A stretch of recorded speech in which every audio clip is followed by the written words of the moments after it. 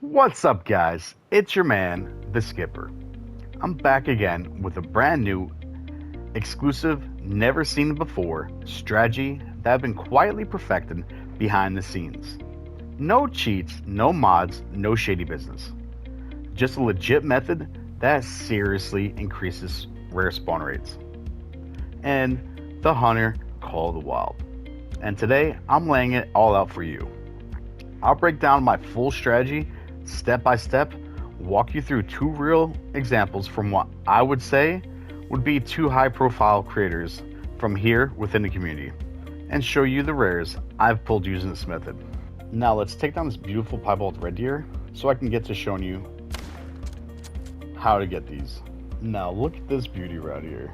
Stunning. I love these, especially with the piebald. Now help me help you stack your lodge with lots of animals just like this.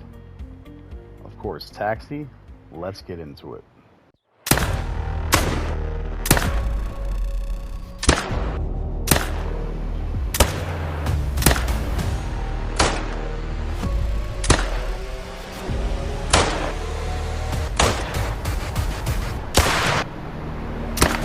Before we get started, what is a rare fur variation? Most animals have normal colors like brown, tan, or black, but a rare one might be an albino that is all white, or melanistic that's super dark, maybe a piebald that has patches of different colors. It's the same kind of animal, just with a unique look.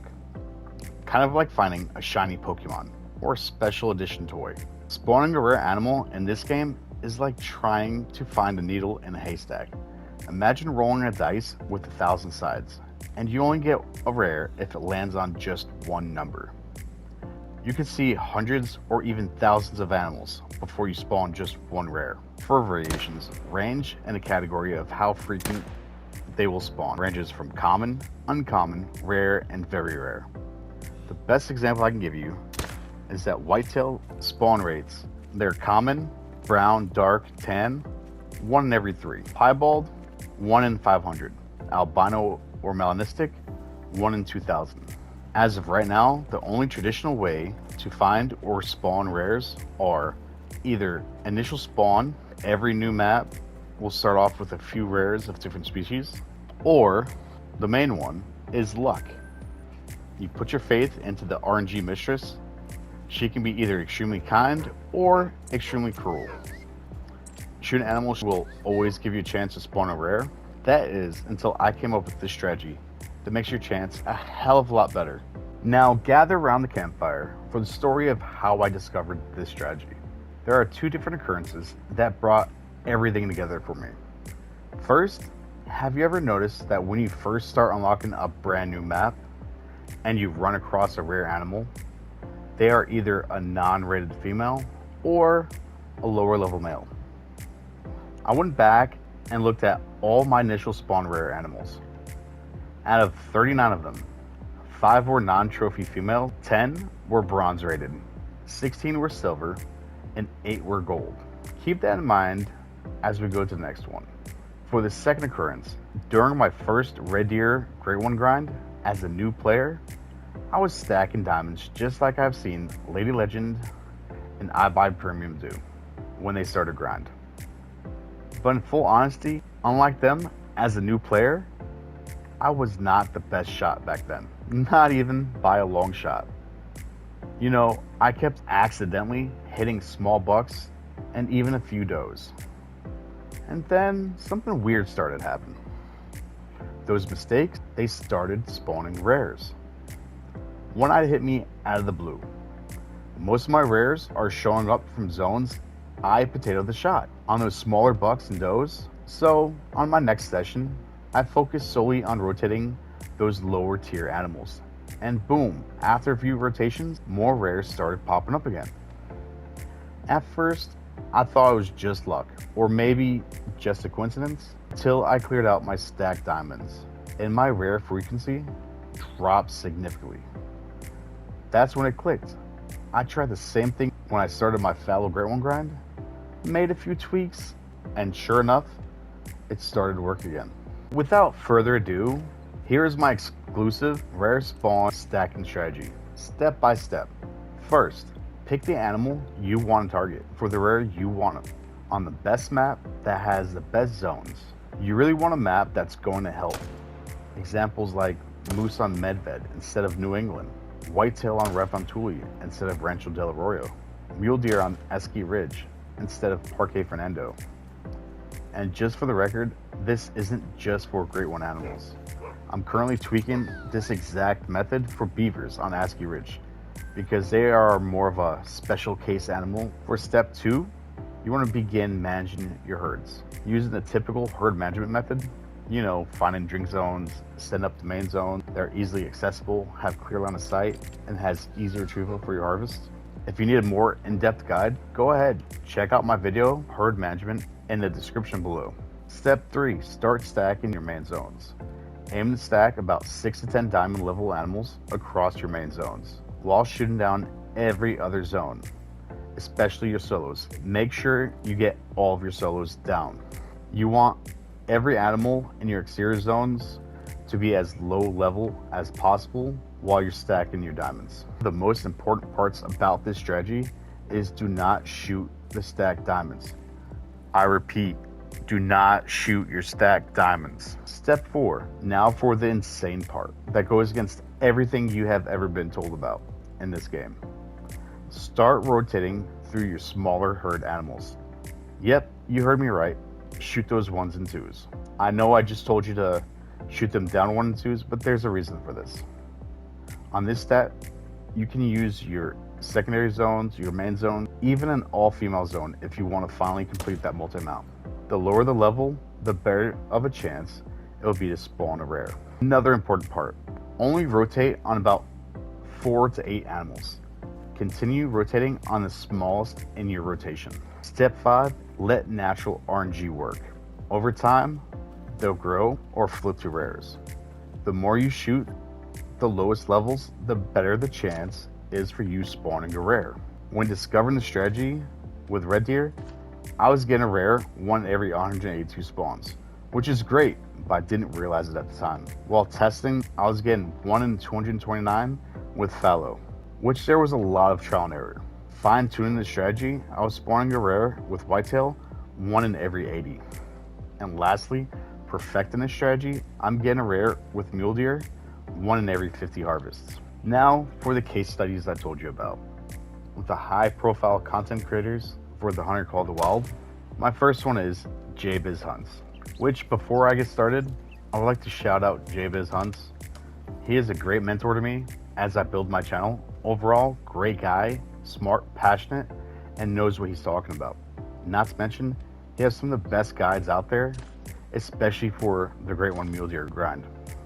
On top of that, he has what I would say is the coolest and most different series out there, with his realistic hunt series and his conspiracy theory series.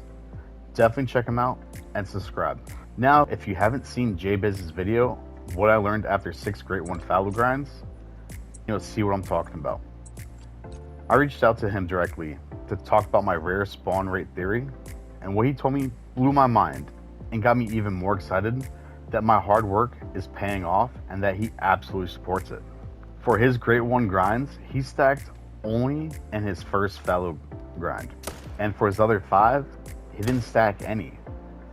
Get this, JBiz harvested 11 rares in his first grind while stacking across 2,500 harvests. That's a rare every 231 animals. But in his 5 unstacked grinds combined, he only spawned 7 rares. That means across 3,300 kills, he only produced 1 in every 477 animals. With grinds 2 through 5, JBiz had fewer harvests until his Great One spawned, which is an amazing accomplishment, but with a lot less rares than his first grind. I know, it's a lot of math. What I'm trying to say is that he spawned 50% more rares while stacking than without. That's not just a fluke, that's a trend. For my second case study, you guys know I'm a fan of Lady Legend.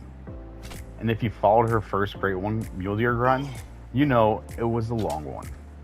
But while everyone was rooting for her Great One, I was watching her spawn rate.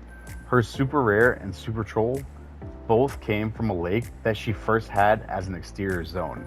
that was filled with tiny mule deer. Right after she shot her small zones to put them back into her rotation, she spawned her super rare and her super troll out of those exact zones. Coincidence? Maybe, but I don't think so. Compare that to Jay Biz's mule deer grind. Over 1,200 harvests, 2 great ones, but only 3 rares. His strategy? Full herd management with no stacking. It works ridiculous for great ones, but in my opinion, the lack of stacking was holding back those rare spawns, and those stats show. Now look, I'm not saying stacking is some type of magic button, but the data speaks for itself, whether it's spawn tables, placeholders, or just good old RNG. Stacking seems to give rares the nudge they need to spawn, while shooting lower class animals. So if you're chasing albinos, piebalds, or melanistics, it might be time to stack a few diamonds and shoot those lower level animals and let the game do its thing. But why? Just believe me. I challenge you, my viewers, to prove me wrong. I've spent the better of last year testing this strategy, and I firmly believe it's going to blow your socks off. In my experience, it definitely worked. In JBiz Hunt's experience, it worked. Even in Lady Legends grind, the signs were there. So tell me what you guys think. Am I out to lunch, or am I onto something? Drop your rare spawn stats in the comments and let me know if you've had better luck stacking versus straight up herd management when spawning rares. If you need more proof, let's go check out my rare lodge. We start off here with my tricolor melanistic piebald and albino fallow huddle next to my melanistic albino piebald whitetail huddle. Then we come over here where I tested it on black bucks, where I have 2 piebald black bucks. Can't forget my mosaic multi-mount with the bob white coil. That came from the strategy. And then here, my main proof. 2 piebald red foxes, my albino flea state, melanistic, and you can't forget my piebald split rack super rare. Dilute mule deer to start off with, and I watched them grow to larger rares. 2 dilutes, 2 albinos. Over here, we have more of my moose testing. And then we come into where I did most of my trial and error, my fallow. I have slews of piebald, albinos, melanistics just laying around. I tested on black bears where I have cinnamon, brown, and blonde. Back here, I have all my rare whitetail. And to finish it off, where it all started is the rest of my red deer. Albinos, piebalds. I would like to say my roe deer, but these are all initial spawns. 1 albino with 2 bronze and a non-rated female melanistic. And then we have the remainder of the piebald red deer. I just like to show this guy off. My pseudo melanistic white Bengal tiger and my albino line. And of course, if you guys enjoyed this video, please like, subscribe, throw down a comment. Let me know what your thoughts are on this new strategy. I can guarantee it works. Let me know your opinion. Turn on your notification if you would like to receive more great content for the hunter called the wild. Until next time, Skipper out. Peace.